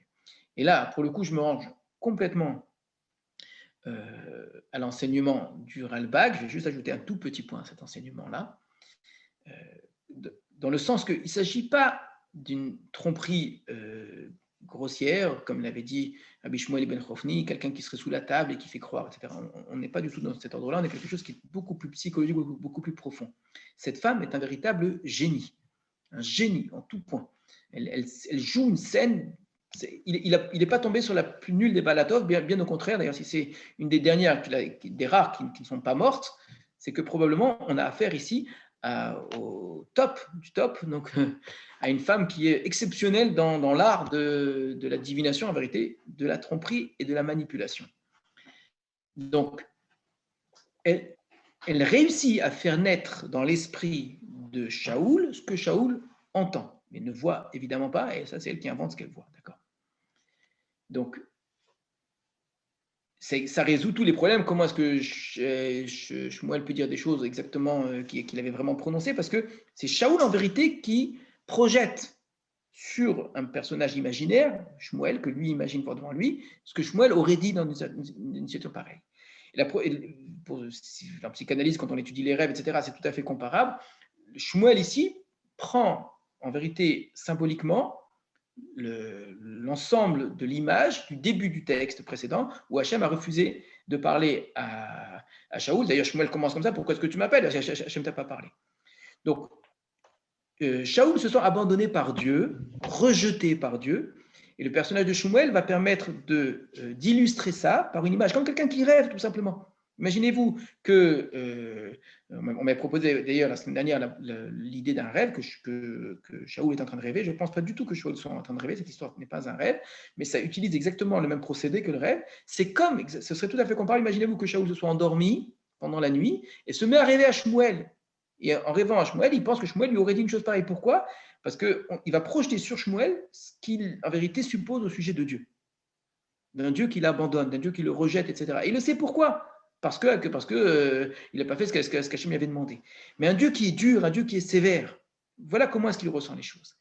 Et ça, je pense que dans une certaine mesure, la Baalat Ov, c'est elle qui parvient à amener Shmuel à penser cela. Pardon, Shaoul a pensé cela. En jouant le rôle de la femme gentille, en jouant le rôle de la femme accueillante, en jouant le rôle de la victime, en jouant le rôle de celle qui sait par rapport à Dieu qui refuse, etc. Donc la façon qu'elle a d'accueillir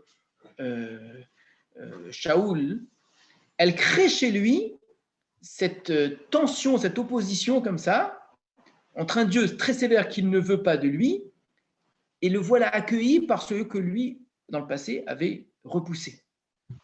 Donc, elle crée une scène dans laquelle elle est la gentille. Et donc, lorsque Shaoul se met à imaginer cela en croyant que c'est vrai, la scène va effectivement, il va entendre ce qui est l'ambiance générale d'un Dieu qui l'abandonne, donc Shmuel qui est très dur avec lui et qui est très sévère et qui veut que son mal et qui lui annonce sa mort à lui et à ses enfants.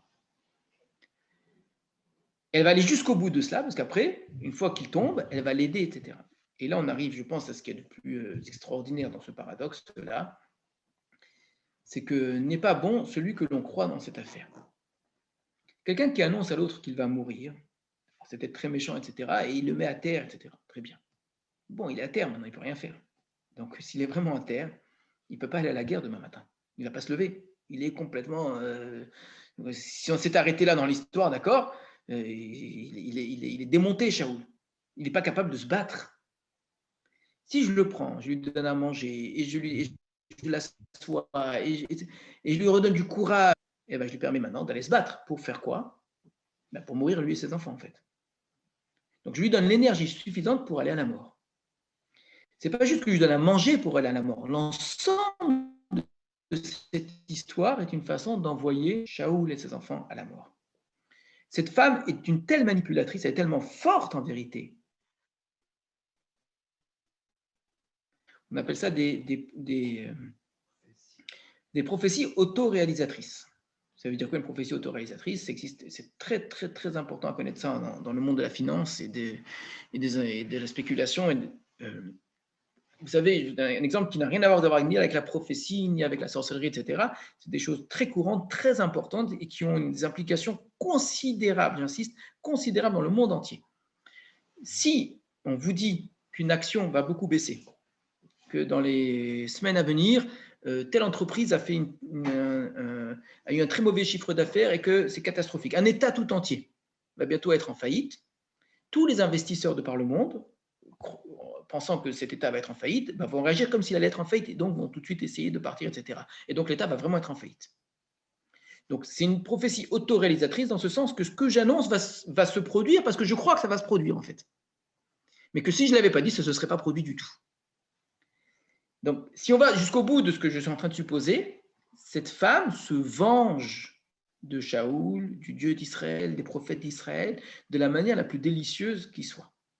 Elle est en train de se régaler. Elle a dans les mains, dans ses mains géniales, qui sont c'est une artiste cette femme-là, hein.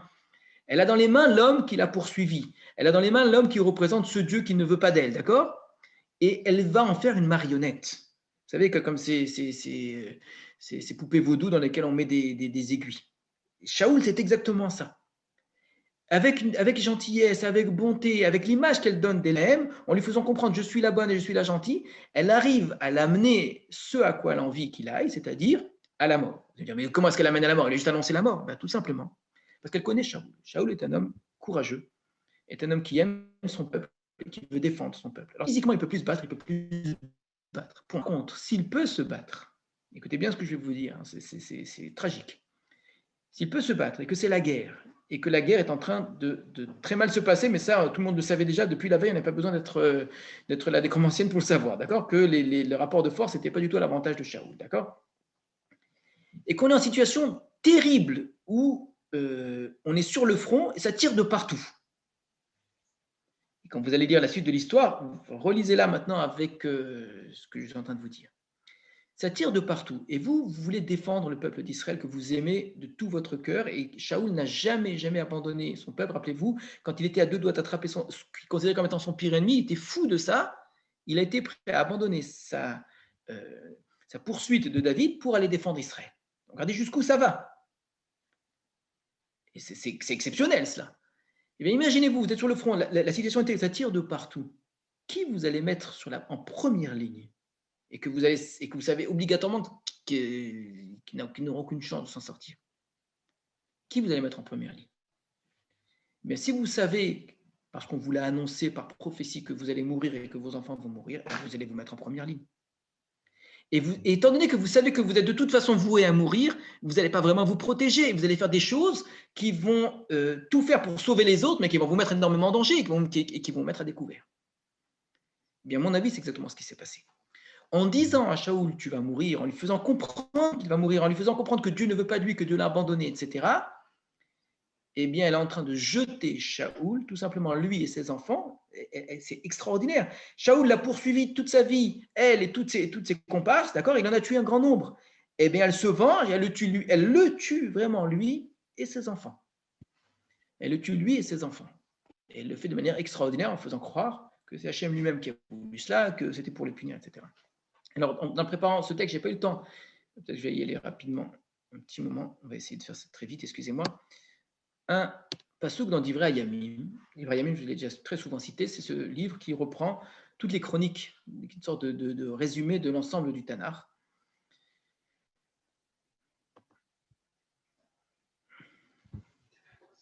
Et qui va raconter la mort de Shaoul. Attendez un instant. Où est-ce que c'est ?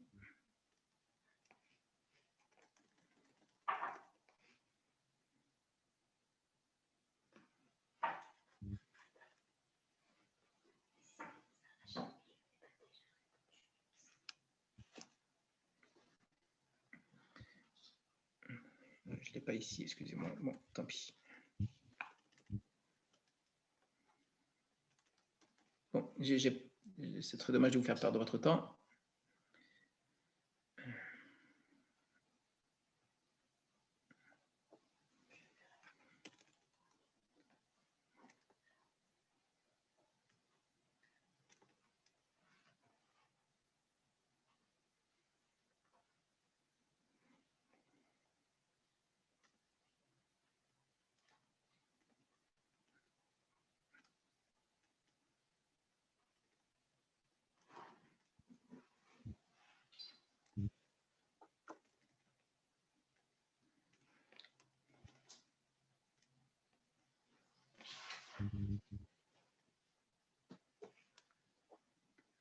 Je crois que c'est le chapitre 10 de Divrei Hayamim, me semble-t-il.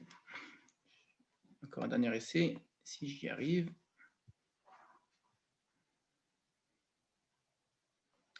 Voilà, exact. Alors, je vous fais le partage.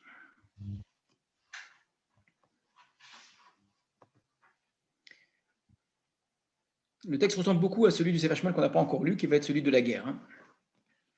Pelishtim et Chamou Israël, et Pelishtim avaient fait la guerre à Israël. Dans le Divrei Hayamim, on ne nous raconte pas du tout l'histoire de Shaoul chez la nécromancienne, il ne faut pas s'en étonner, parce qu'on ne reprend évidemment pas tout le texte du Tanakh, on reprend que quelques éléments.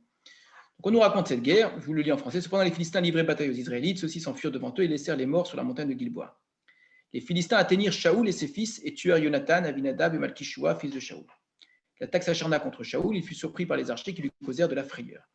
Donc, il fut surpris, il ne faut pas le comprendre dans le sens que c'était par surprise, c'est-à-dire qu'il s'est retrouvé tout d'un coup face à eux, donc il était jusqu'au bout, jusqu'à ce que les archers eux-mêmes arrivent.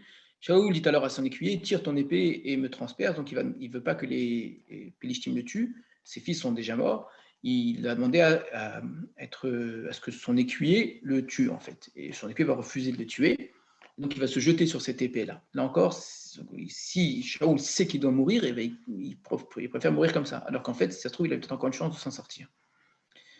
L'histoire est terrible.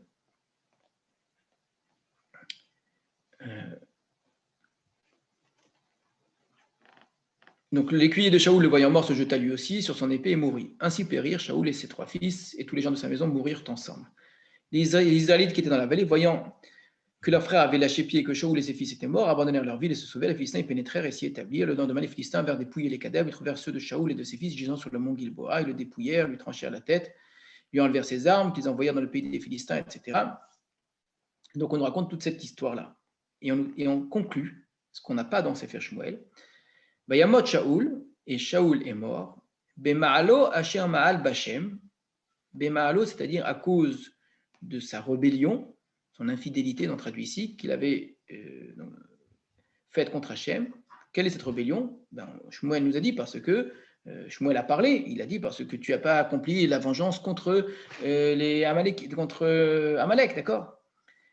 Al devar Hachem, au sujet d'Hachem, asher lo shamar, qu'il n'a pas gardé, donc à cause de cette parole qu'il n'a pas respectée, c'est probablement effectivement la guerre contre Amalek qu'il n'a pas accompli.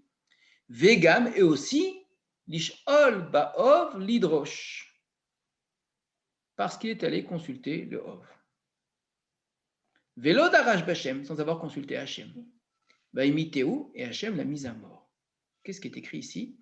Pourquoi est-ce que Shaoul est mort? Parce qu'il est allé voir la Balat Hov. C'est quoi? Parce qu'il était allé voir la Balat Hov, c'est pour ça qu'il est mort? Dans le texte, Shmuel lui dit qu'il doit mourir parce qu'il n'a pas respecté la parole d'Hachem. On voit bien que le texte dit non, pas que pour ça. C'est parce qu'il n'a pas respecté la parole d'Hachem, c'est que tous les malheurs qui lui sont arrivés, ça on le sait déjà. Mais ce n'est pas suffisant.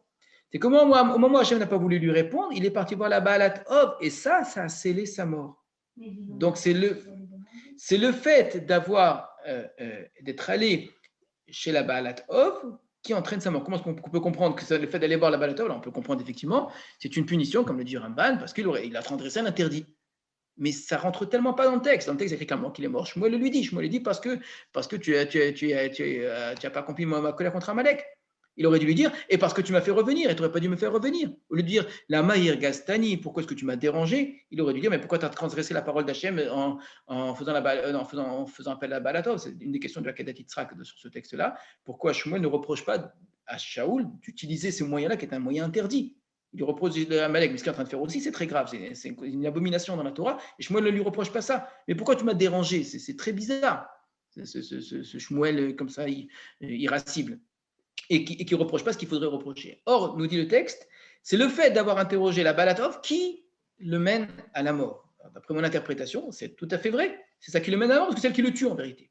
Alors, tous les commentateurs s'interrogent sur le sens du pasuk Dalet, Velo darash Bachem, et il n'a pas interrogé Hachem. On a vu qu'il a interrogé Hachem.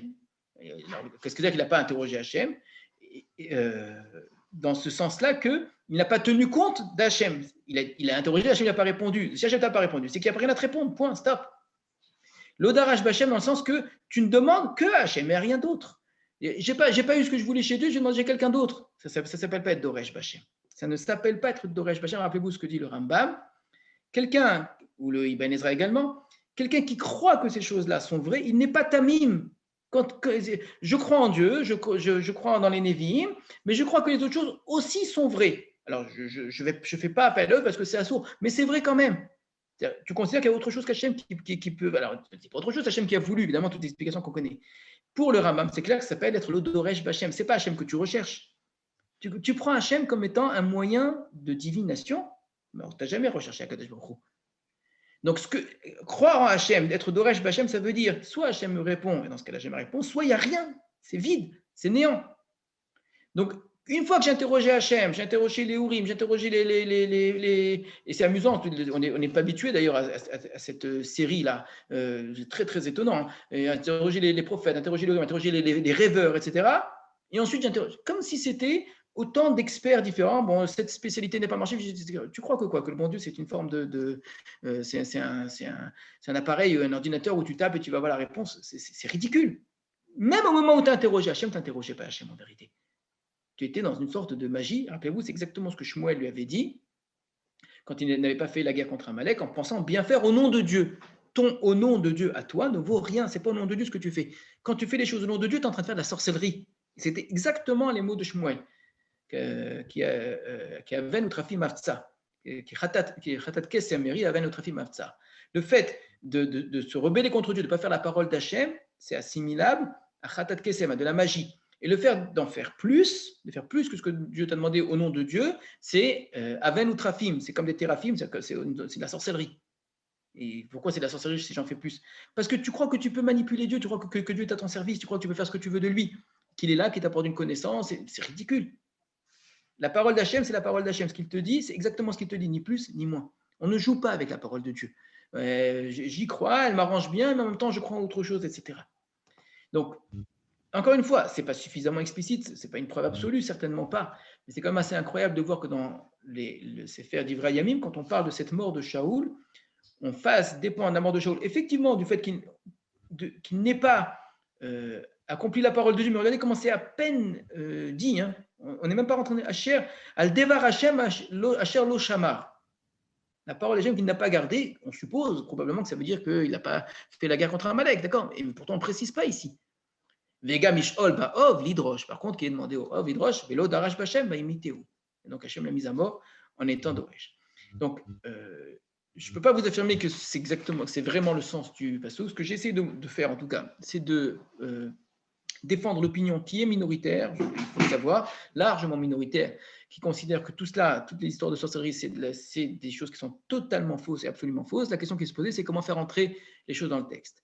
Plutôt que de suivre Rabbi Shmuel ben Chofni, qui s'embêtait peu avec le texte, qui au fond, il s'en fichait pas mal de ce que ça rentre ou pas, il fallait, ce qui compte, c'est savoir que c'était faux, un point, c'est tout, et débrouille-toi avec le texte comme tu veux, c'était pas important. J'ai essayé de montrer qu'on peut avoir une lecture du texte qui permet cela et qui a en plus l'avantage de répondre à une autre question. Et les deux questions vont ensemble. C'est comment se fait-il que cette femme-là soit si bonne alors qu'elle représente aux yeux de la Torah une sorte d'absolu du mal. Et il faut aller plus loin dans la question, il faut vraiment bien poser la question pour saisir en quoi c'est nécessaire d'apporter une réponse. Une réponse, en tout cas, si ce n'est pas la mienne ou une autre. Comment se fait-il que ce texte, de manière très claire, renverse tout? Dieu, les prophètes, Shmuel sont du côté des méchants, Et ce n'est pas juste elle qui est du côté des gentils. C'est beaucoup plus que ça. Elle est vraiment du côté des gentils contre tous les autres. Il y a un renversement total dans sa façon de parler, dans la façon de parler de Shmuel, dans la façon d'agir, dans la façon d'agir d'Hachem, etc. Elle est là aux petits soins, avec une immense gentillesse, face à un ensemble de représentants du divin, d'Akadosh Baruch Hu, qui sont tous négatifs, qui sont tous méchants, qui sont tous à annoncer la mort, etc. etc. Comment se dit que tout le texte est dans ce sens-là? C'est pour moi la même question. Est-ce que toute cette histoire est vraie ou pas vraie? Donc j'ai essayé de montrer qu'effectivement on peut y voir une forme d'extrême, même de géniale manipulation des esprits qui permet par une atmosphère, par une façon d'être, d'amener quelqu'un là où on veut jusqu'à se venger. Et donc c'est une femme extrêmement cruelle. Le lien avec Lavan me paraît intéressant, avec Esav, avec Bilham, où chaque fois que vous verrez chez tous ces personnages quelque chose de grand, de positif, qui d'ailleurs tous les ramènent à Aram, c'est intéressant. Et qui font une forme de ramaout. Alors, il restera comme question, si vraiment tout cela est totalement faux et qu'on est face à une forme de génie, alors pourquoi le texte ne nous le dit pas?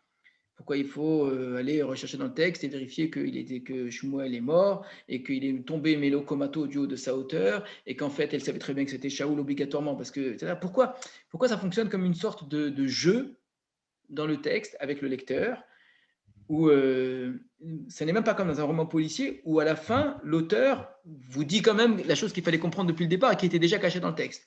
Dans un roman policier, vous avez des indices qui vous disent déjà qui est le criminel. C'est toute la grandeur d'un bon auteur de roman policier, d'accord? Où tout est déjà devant vous, mais vous ne le voyez pas.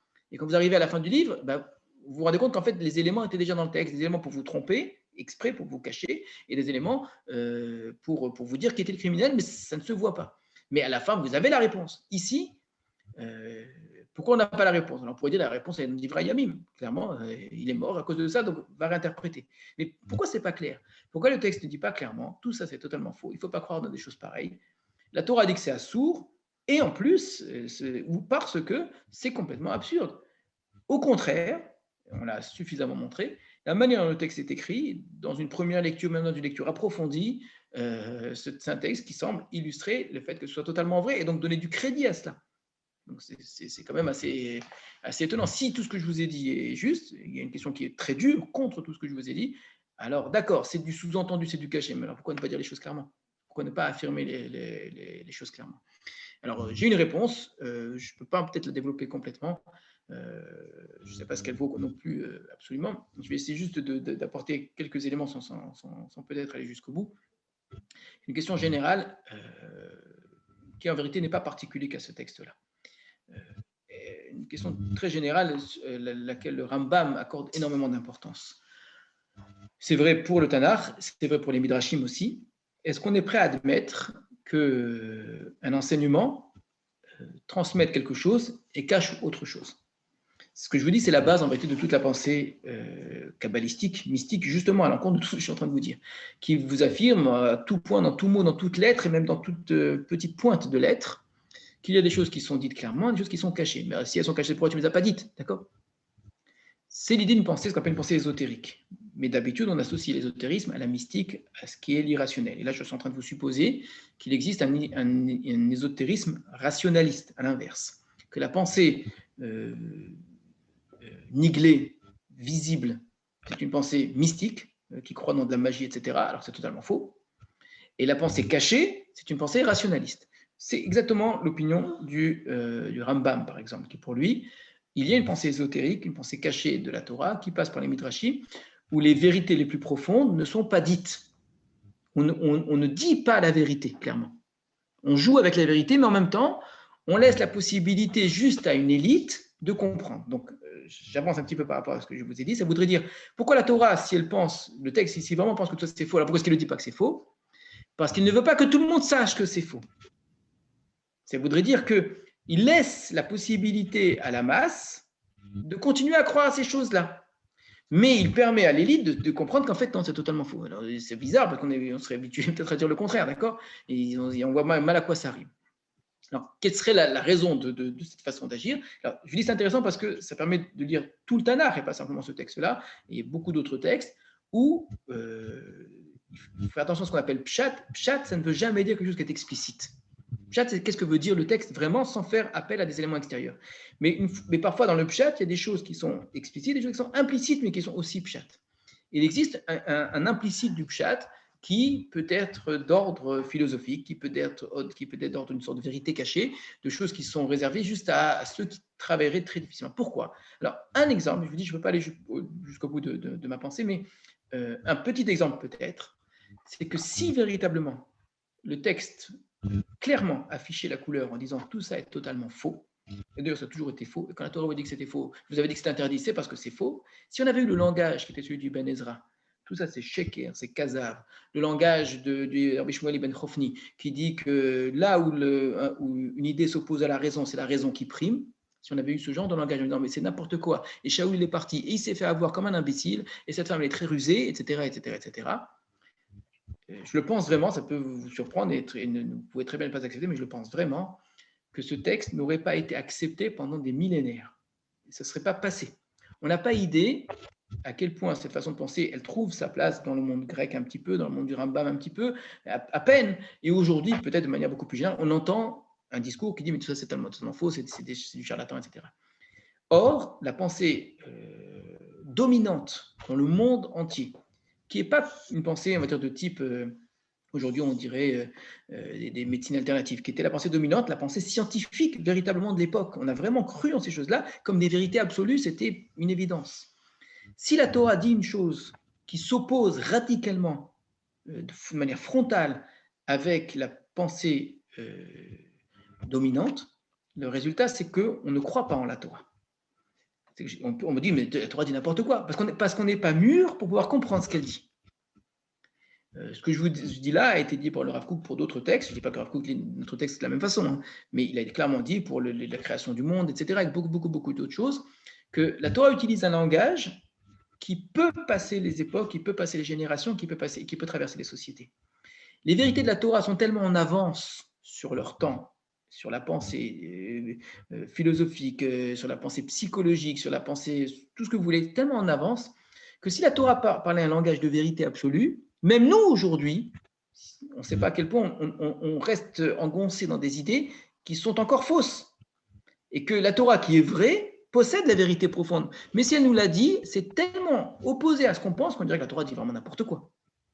Donc, elle est obligée d'utiliser un langage qui se prête à plusieurs lectures. Une lecture générale, une lecture du peuple, une lecture de ceux qui réfléchissent un petit peu, une lecture pour ceux qui réfléchissent un petit peu plus, etc., avec plusieurs niveaux de lecture. Donc, si tu penses, et ce que vont penser beaucoup de gens jusqu'à aujourd'hui, de manière absolue, on ne pourra pas à aucun moment leur enlever ça de la tête, que c'est vrai et absolument vrai, très bien, tu peux dire le texte comme ça, il n'y a pas de problème. Et au fond, tu diras ce texte-là, tu diras Shaoul a transgressé un interdit, parce qu'il a transgressé un interdit, il est mort. Point. Si tu vas un peu plus loin et tu te dis, mais ça, c'est totalement faux, c'est pas possible, etc., tu peux lire aussi ce texte comme ça, le texte le permet. Alors, ça se trouve, c'est l'inverse, c'est peut-être cette façon de penser qui n'est pas juste et que le texte le laisse quand même pour que ça puisse traverser les générations. Voilà, je vais m'arrêter là simplement.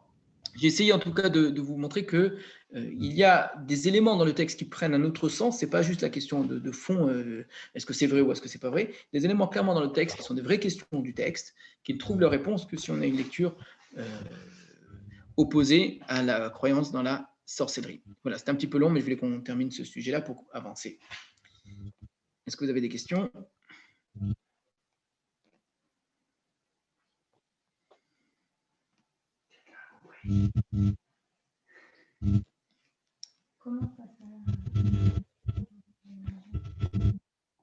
On me pose la question, comment Shaoul aurait dû réagir quand Hachem ne lui répond pas?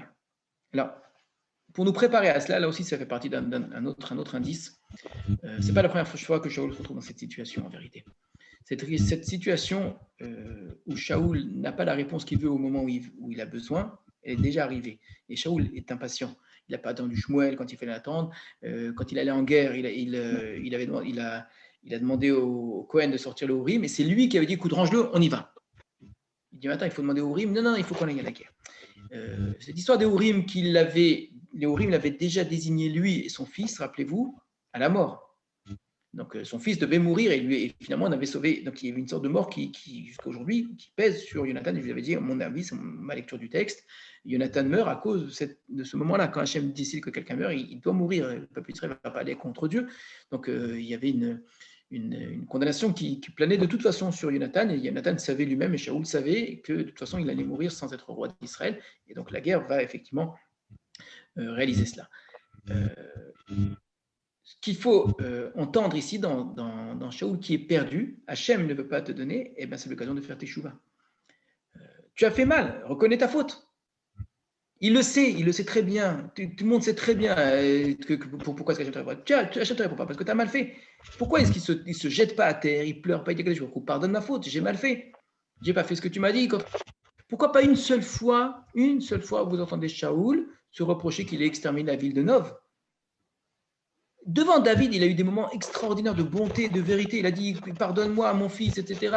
C'est toi qui as raison, c'est moi qui ai tort. Pourquoi là, il ne pleure pas devant Dieu en disant pardon? Si Hachem ne te répond pas, c'est qu'il y a un problème. Alors il y a un problème. Alors réagis. Tu ne veux pas me répondre? Bah alors je vais aller voir la Baalat Ov. Mais ça veut dire quoi?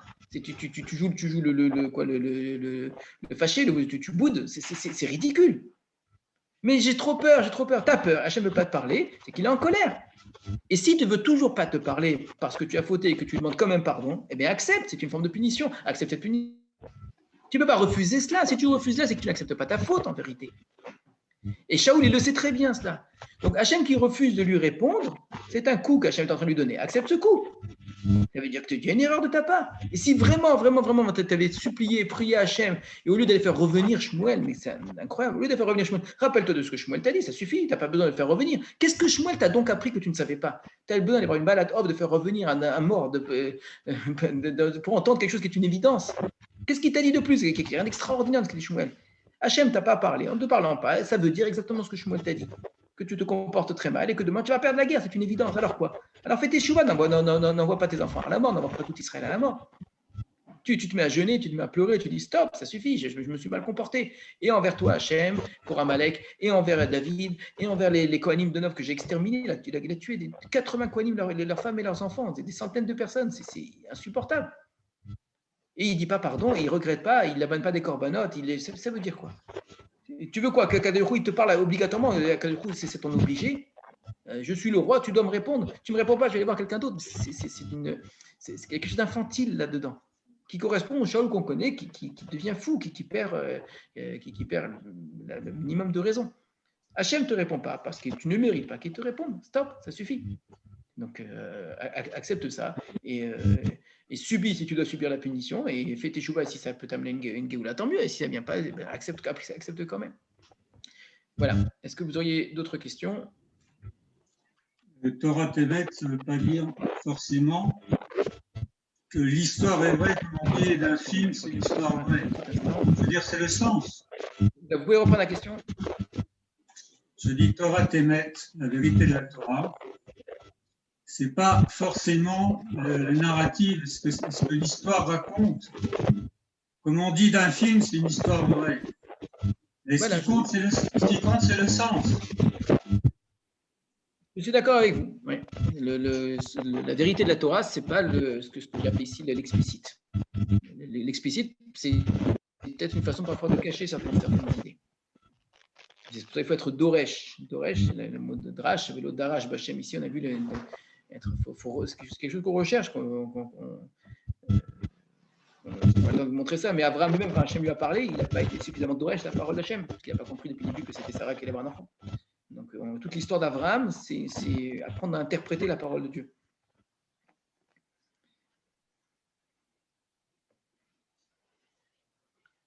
Voilà.